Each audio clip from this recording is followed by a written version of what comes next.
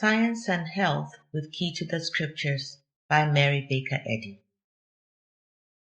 Ye shall know the truth, and the truth shall make you free. John 8:32. There is nothing either good or bad, but thinking makes it so. Shakespeare. O thou hast heard my prayer, and I am blessed. This is thy high behest. Thou here and everywhere.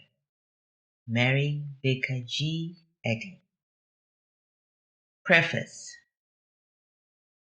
To those leaning on the sustaining infinite, today is big with blessings.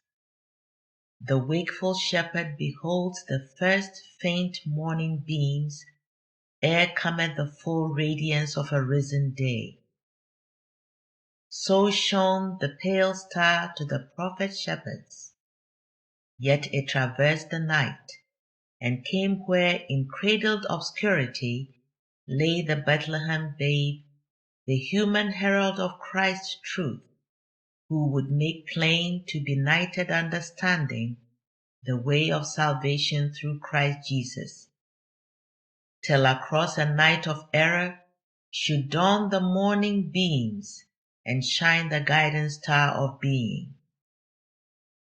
The wise men were led to behold and to follow this day star of divine science, lighting the way to eternal harmony. The time for thinkers has come. Truth, independent of doctrines and time-honored systems, knocks at the portal of humanity. Contentment with the past and the cold conventionality of materialism are crumbling away. Ignorance of God is no longer the stepping stone to faith. The only guarantee of obedience is a right apprehension of Him whom to know aright is life eternal. Though empires fall, the Lord shall reign forever. A book introduces new thoughts, but it cannot make them speedily understood. It is the task of the sturdy pioneer to hew the tall oak and to cut the rough granite. Future ages must declare what the pioneer has accomplished.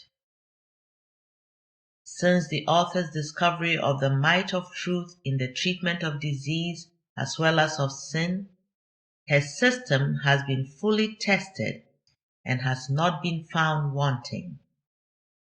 But to reach the heights of Christian Science, man must live in obedience to its divine principle. To develop the full might of this science, the discourse of corporeal sense must yield to the harmony of spiritual sense, even as the science of music corrects false tones and gives sweet concord to sound. Theology and physics teach that both spirit and matter are real and good, whereas the fact is that spirit is good and real, and matter is spirit's opposite. The question, what is truth, is answered by demonstration, by healing both disease and sin, and this demonstration shows that Christian healing confers the most health and makes the best men. On this basis, Christian Science will have a fair fight. Sickness has been combated for centuries by doctors using material remedies. But the question arises, is there less sickness because of these practitioners? A vigorous no is the response deducible from two connate facts: the reputed longevity of the antediluvians and the rapid multiplication and increased violence of diseases since the flood. In the author's work, retrospection and introspection may be found a biographical sketch narrating experiences which led her in the year 1866 to the discovery of the system that she denominated Christian Science. As early as 1862, she began to write down and give to friends the results of her scriptural study, for the Bible was her sole teacher. But these compositions were crude, the first steps of a child in the newly discovered world of spirit. She also began to jot down her thoughts on the main subject, but these jottings were only infantile lispings of truth. A child drinks in the outward world through the eyes and rejoices in the draught. He is as sure of the world's existence as he is of his own, yet he cannot describe the world. He finds a few words, and with these he stammeringly attempts to convey his feeling. Later the tongue voices the more definite thought, though still imperfectly. So was it with the author. As a certain poet says of himself, she lisped in numbers, for the numbers came. Certain essays written at that early date are still in circulation among her first pupils, but they are feeble attempts to state the principle and practice of Christian healing, and are not complete nor satisfactory expositions of truth. Today, though rejoicing in some progress, she still finds herself a willing disciple at the heavenly gate, waiting for the mind of Christ.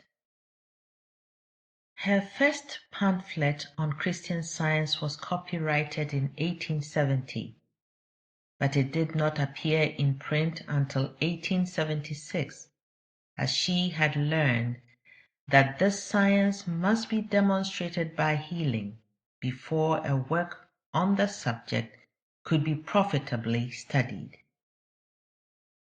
From 1867 until 1875, copies were, however, in friendly circulation. Before writing this work, Science and Health, she made copious notes of scriptural exposition, which have never been published. This was during the years 1867 and 1868. These efforts show her comparative ignorance of the stupendous life problem up to that time, and the degrees by which she came at length to its solution. But she values them as a parent may treasure the memorials of a child's growth, and she would not have them changed. The first edition of Science and Health was published in 1875. Various books on mental healing have since been issued, most of them incorrect in theory and filled with plagiarisms from Science and Health. They regard the human mind as a healing agent, whereas this mind is not a factor in the principle of Christian Science. A few books, however, which are based on this book are useful. The author has not compromised conscience to suit the general drift of thought, but has bluntly and honestly given the text of truth. She has made no effort to embellish, elaborate, or treat in full detail so infinite a theme. By thousands of well-authenticated cases of healing, She and her students have proved the worth of her teachings. These cases, for the most part, have been abandoned as hopeless by regular medical attendants. Few invalids will turn to God till all physical supports have failed, because there is so little faith in His disposition and power to heal disease. The divine principle of healing is proved in the personal experience of any sincere seeker of truth. Its purpose is good, and its practice is safer and more potent than that of any other sanitary method. The unbiased Christian thought is soonest touched by truth and convinced of it. Only those quarrel with her method who do not understand her meaning, or discerning the truth, come not to the light, lest their works be reproved. No intellectual proficiency is requisite in the learner, but sound morals are most desirable. Many imagine that the phenomena of physical healing in Christian Science present only a phase of the action of the human mind, which action in some unexplained way results in the cure of disease. On the contrary, Christian Science rationally explains that all other pathological methods are the fruits of human faith in matter, faith in the workings, not of spirit, but of the fleshly mind, which must yield to science. The physical healing of Christian Science results now, as in Jesus' time, from the operation of divine principle, before which sin and disease lose their reality in human consciousness and disappear as naturally and as necessarily as darkness gives place to light and sin to reformation. Now as then, these mighty works are not supernatural but supremely natural. They are the sign of Emmanuel, or God with us, a divine influence ever present in human consciousness and repeating itself, coming now as was promised aforetime, to preach deliverance to the captives of sense and recovering of sight to the blind, to set at liberty them that are bruised.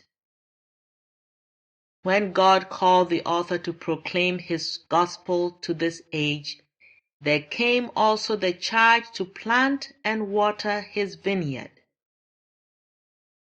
The first school of Christian Science mind healing was started by the author with only one student in Lynn, Massachusetts, about the year 1867. In 1881, she opened the Massachusetts Metaphysical College in Boston under the seal of the Commonwealth, a law relative to colleges having been passed, which enabled her to get this institution chartered for medical purposes.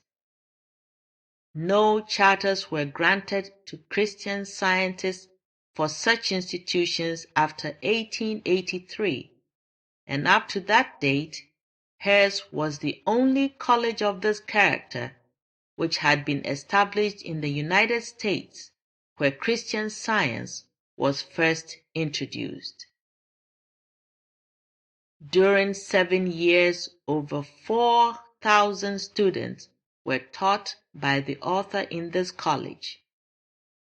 Meanwhile, she was pastor of the first established Church of Christ Scientist, president of the First Christian Scientist Association, convening monthly, publisher of her own works, and for a portion of this time sole editor and publisher of the Christian Science Journal, the first periodical issued by Christian Scientists.